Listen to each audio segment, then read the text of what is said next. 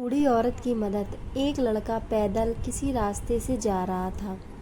उस लड़के ने देखा कि सामने वाले बिजली के खंभे पर कागज की पर्ची चिपकी पड़ी है और उस पर्ची में कुछ लिखा हुआ है।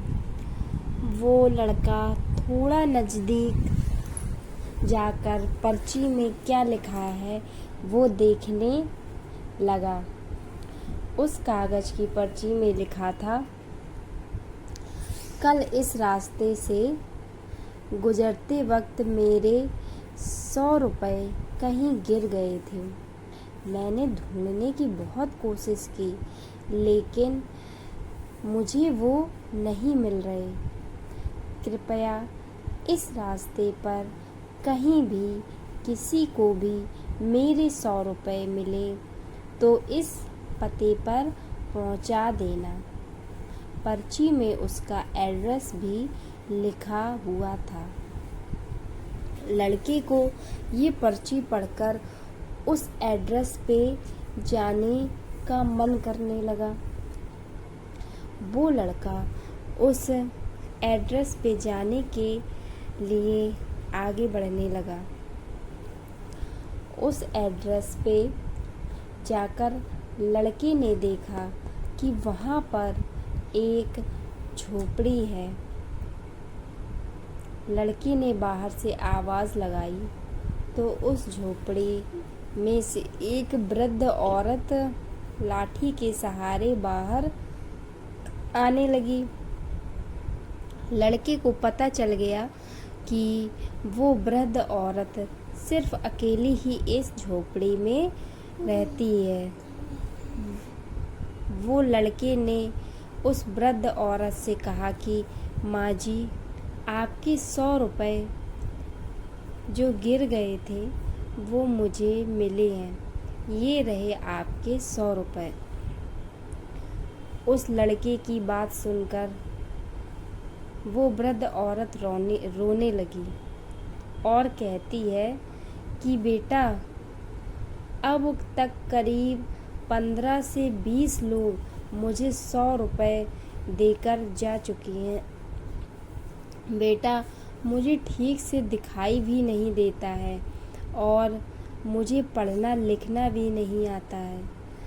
पता नहीं किसने मेरी ऐसी हालत पर तरस खाकर मेरी मदद करने के लिए ऐसा किया है। लड़के ने 100 रुपये रखने के लिए कहा पर वो वृद्ध औरत नहीं मानी। लड़के के बहुत समझाने और आग्रह करने के बाद आखिर में वो वृद्ध औरत मान जाती है, लेकिन वो उस लड़के से कहती है कि तुम जाते वक्त वो पर्ची वहाँ से फाड़ कर फेंक देना। मुझे पता नहीं कि किसने मेरे पे तरस खाकर ऐसा किया है। लड़के ने कहा, माँ जी, आप इस बात की फिक्र मत करना, मैं वो पर्ची फाड़ कर फेंक दूंगा। अब वो लड़का उस वृद्ध औरत के घर से निकल जाता है।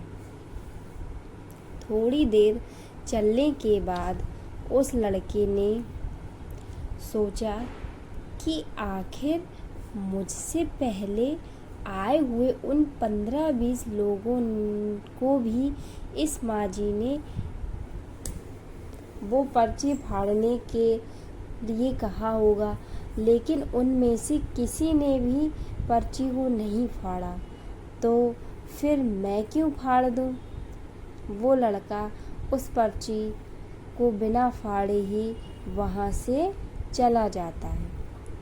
उस लड़के के मन में उस व्यक्ति के लिए बहुत ही आदर और सम्मान था जिसने ये तरीका ढूंढा था और इस ज़रूरतमंद वृद्ध औरत की मदद की थी।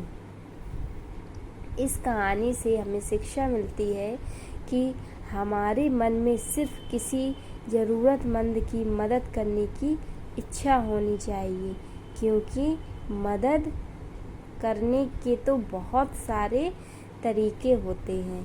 हम किसी भी तरह मदद कर सकते हैं।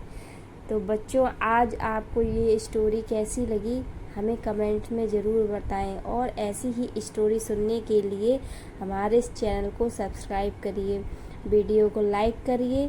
धन्यवाद।